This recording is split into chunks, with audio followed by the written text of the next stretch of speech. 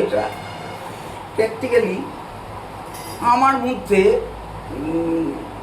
আমাদের মধ্যে জেনারেশনের কাছে ছিল কিসের অ্যাংজাইটি। পরীক্ষা দিতে গিয়েছি, পরীক্ষায় পাশ করব না ফেল করব, তার থেকে আমার বড় বিষয় হচ্ছে যে ঠিক আছে পরীক্ষা দিতে হবে, তারপরে পরীক্ষা দেওয়ার পরে তারপরে হয়তো একটু কলেজের দিকে যাব।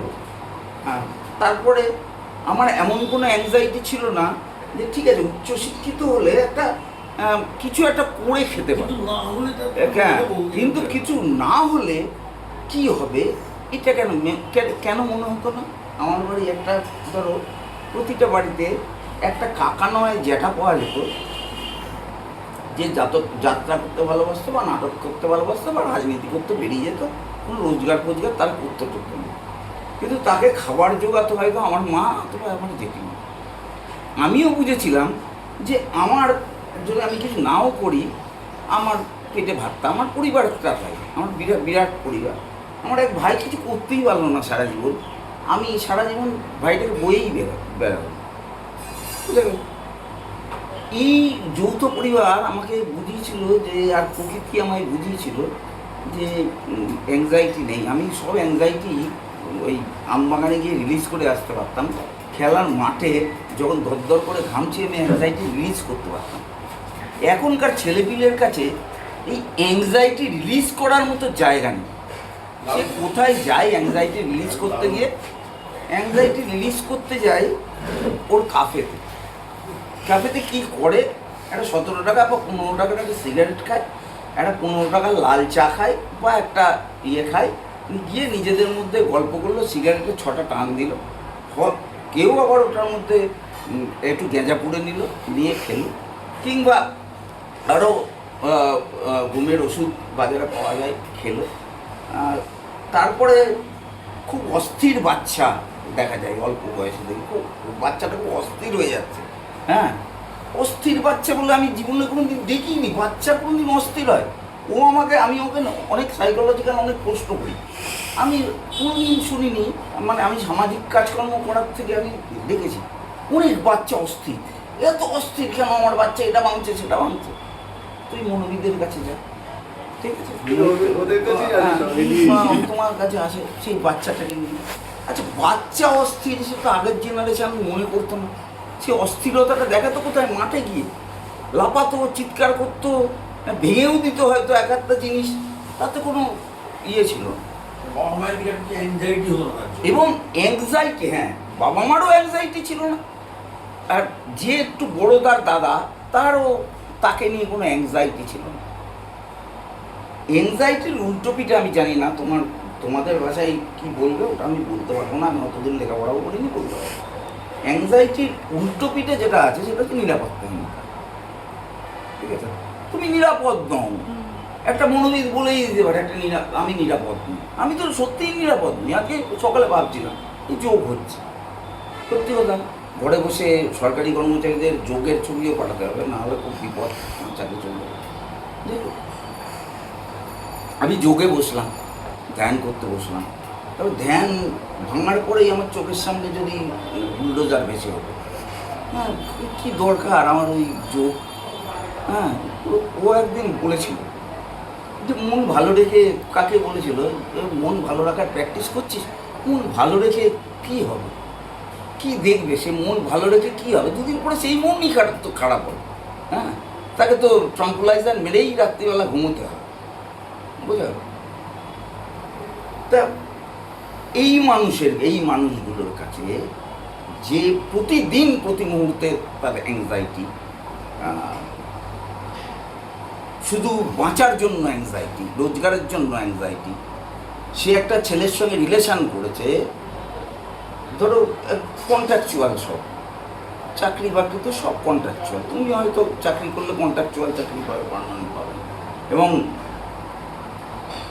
তুমি যখন কন্ট্রাকচুয়ালে চাকরি করতে পারবে, ওই 30,000 টাকায় তোমার কাজ করতে হবে, কলেজে এতগুলো ক্লাস নিতে হবে, বা আমাদের সরকারি দপ্তর। একজন কন্ট্রাকচুয়াল কর্মচারী মানে বলছে, দাদা প্রেম করেছি, বিয়ে করতে পারছি না, 15,000 টাকা 20,000 টাকা রোজগার পাচ্ছি না, বিয়ে। ওরা শুনেছে তোমার কাছে নতুন। যাই হোক, সে আমাকে এসে বলল একটা কাজ করবেন আর একটা কন্ট্রাকচুয়াল মেয়েকে দেখে দেন তো, তাহলে দুজন মিলে একসঙ্গে রোজগার করে সংসারটা চালায়।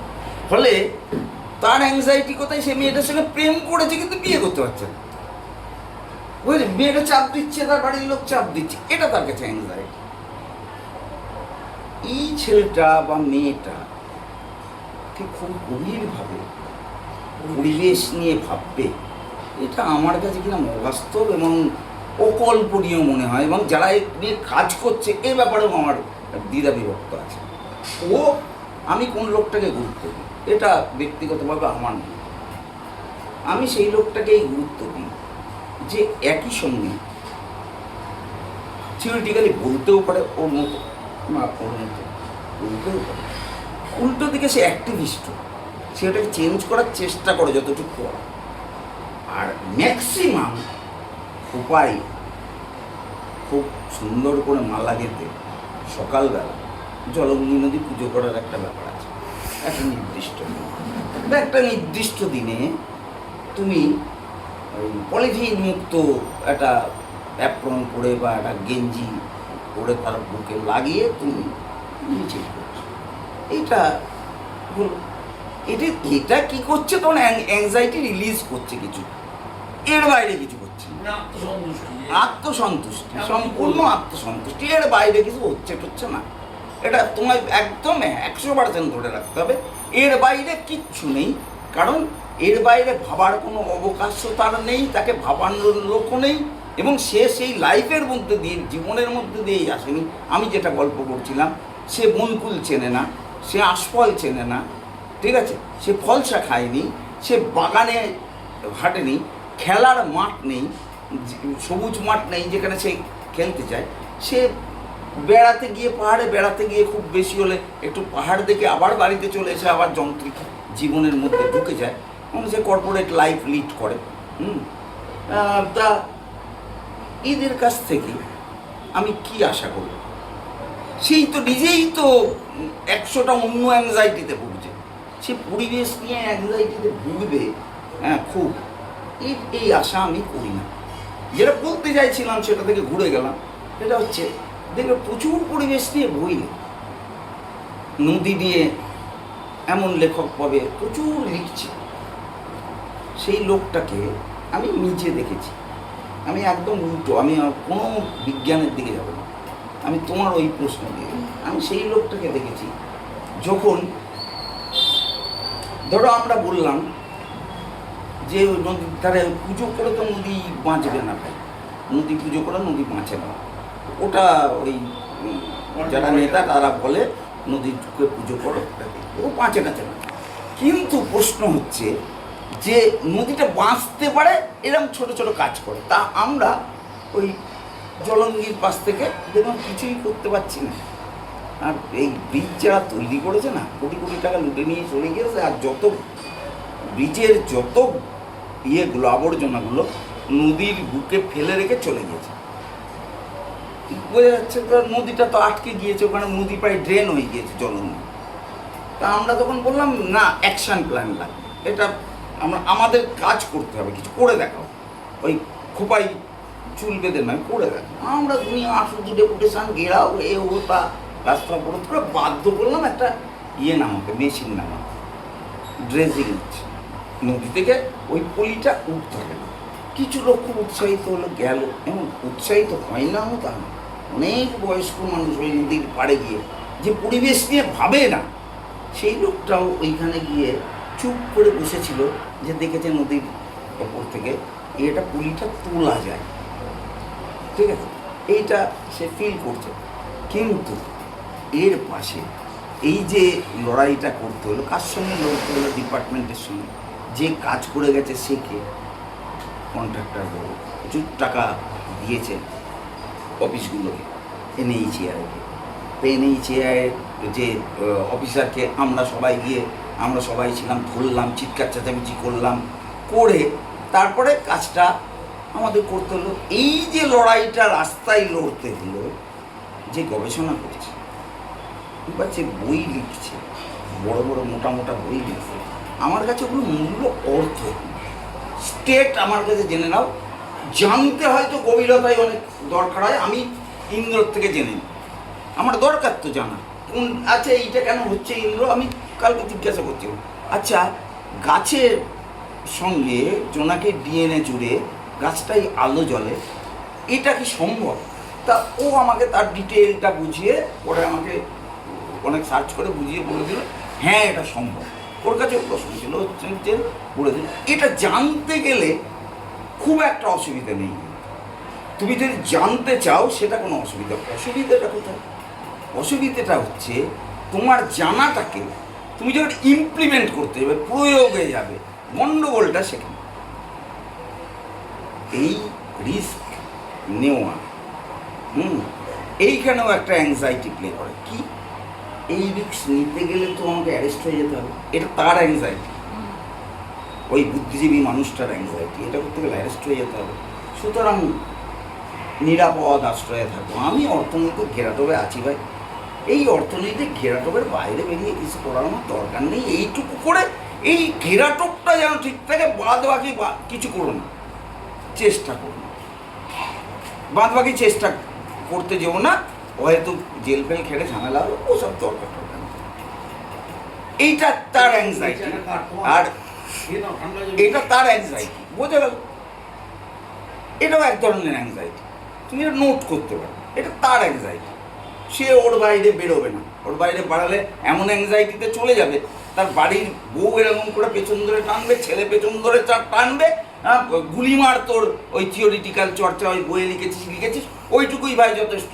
বউ বলবে এর বেশি যাস না, ওই বইয়ে লিখেছিস, হ্যাঁ তুই জানিস বাবা, দুটো চারটে সেমিনার কর, হাতে খুন নে, আর দুটো ডায়েরি নিয়ে বাড়ি চলে আয়, এর বেশি কিছু তুই করিস না, এটা তার। এইবার আর একটা শব্দ আছে এখানে, সেটা হচ্ছে এই ভাবনা চিন্তা করাটা দুটো জিনিস জায়গা থেকে নির্ভর। একটা যে তুমি কি বাধ্য ভাবতে, এই বিষয় নিয়ে ভাবতে কি তুমি বাধ্য, এটা একটা ব্যাপার। তোমার কি এটা বাধ্যতা, হ্যাঁ সেটা একটা জিনিস।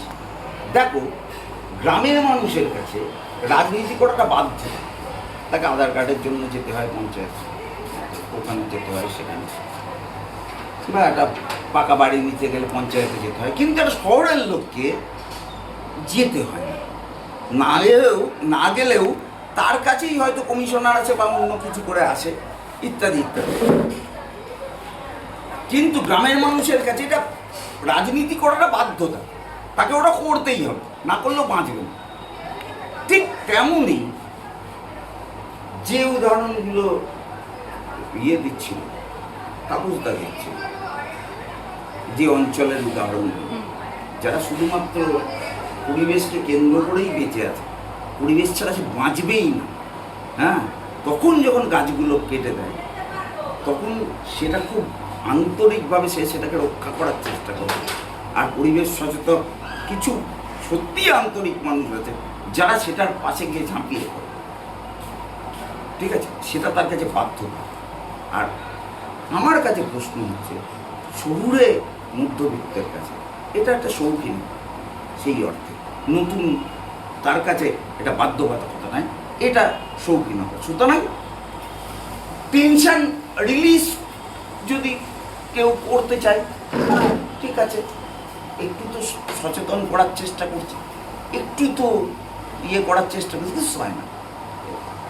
আমি একদম 100% বলে দিতে পারি এতে কোনো লাভ নেই, করে কোনো লাভ নেই। এটা কিছু পাল্টাবে না, পাল্টায়ও নি। উদাহরণস্বরূপ তুমি যদি আমাকে 60-এর দশক থেকে আজ পর্যন্ত এই 2026-এ এসে দাঁড়িয়ে বলো ডিটোরিয়েশন হয়েছে, ডেভেলপমেন্ট কিছু হয়, ফলে এইটা আমি ঠিক এই চোখে বিষয়টাকে দেখি, এবং দেখতেও হবে যারা এটা নিয়ে সিরিয়াসলি চর্চা করছে, ভাবছে, পড়াশুনো করছে, লিখবো ভাবছে, তাদেরও মস্তিষ্কে এটার মধ্যে ঢুকিয়ে দেওয়া উচিত। আমি এই বার্তাটা তোমার মধ্যে দিয়ে দিতে চাই, তারা দিক বার্তাটা যে এটা করে কিছু হয় না, করতে গেলে এইটা কোনটা বাধ্যতা, হ্যাঁ, এবং প্রকৃতিকে সত্যিই ভালোবাসে কিনা, হ্যাঁ, সেই ভালোবাসা তার মধ্যে খুব আন্তরিক কিনা, এটা যাচিয়ে নেওয়ার কোনো ব্যারোমিটার আছে কিনা আমার জানা নেই। হ্যাঁ, থাকলে তোমরা জানো, বলবে সেটা আছে কিনা। যদি সেটা না থাকে, এসব প্রায় অর্থহীন বলে আমার মনে হয়। হ্যাঁ, হোক, কিছু তো থিওরিটিক্যাল ব্যাপার চর্চা হওয়াই উচিত, এবং কিছু কিছু মনীষী তো যথেষ্ট কাজ করেছেন, যেটা নিয়ে আমরা এখনও পর্যন্ত আমরা এটা নিয়ে পড়াশুনোও করি, চেষ্টা করি। যারা জানার চেষ্টা করে, যারা জানার চেষ্টা করে তাদের পড়ো, জানার চেষ্টা করো। কিন্তু আলটিমেটলি তো দরকার পাল্টানো। হ্যাঁ, পাল্টানোর জায়গাটা পড়া দরকার। আর এই হচ্ছে মূল বিষয়। টেনশন রিলিজের কথাটা আমি বললাম, যে প্র্যাকটিক্যালি এই জেনারেশান টেনশন যেভাবে রিলিজ করছে আমি দেখছি। হ্যাঁ, এই টেনশন রিলিজের জায়গাটা তারা অন্যভাবে করবে, অন্য অ্যাঙ্গেলে করবে। পরিবেশ নিয়ে কতটা করবে, যতগুলো আন্দোলন তুমি দেখছো, যে ইয়াং জেনারেশান যে কটা আন্দোলন আমি দেখছি, তারা যা যা ইস্যুগুলোকে সামনে আনছে এবং সেগুলো যথার্থ। আমি এতটুকু ডিবেটটি ইস্যুগুলো তাদের কিভাবে স্পর্শ করছে সেটা তুমি আমার থেকে বেশি বলতে পারো। স্পর্শ করছে, যেটা তাকে স্পর্শ করছে সেটা দিয়ে যখন সে রাস্তায় নামছে, এখানে এতটুকু তার ইয়ে নেই, মানে কোনো ছলনা নেই। সে যখন নিটের রেজাল্ট নিয়ে কথা বলে 14 জন আত্মহত্যা করেছে, ওটা উচিত কি অনুচিত, এই কথা যখন সে বলে, সেখানে কোনো খাদ নেই তার মধ্যে। ঠিক আছে, এটা সে জেনুইনলি করছে। এটা যদি সে মানে খুব প্রতিবাদ করে বা সোচ্চার হয়, আরও বেশি ইয়ে করে, উচ্চগ্রামের কথা বলে, ঠিকই করছে, সে বলবে সে। কিন্তু এই প্রসঙ্গে তুমি সামগ্রিক যে প্রসঙ্গটাকে, পরিবেশের প্রসঙ্গে, হ্যাঁ, দোষ হয়তো আরও আগের প্রজন্ম বা শাসকদের তো বিষয়টা ওরা অনেক বলে দিয়েছে, এবং টোটাল ব্যাপারটাকে এইভাবেই আমাদের দেখা উচিত বলে আমি এভাবেই দেখি। এইটুকু রেকর্ড করতে হবে না, তোমার অন্য প্রসঙ্গে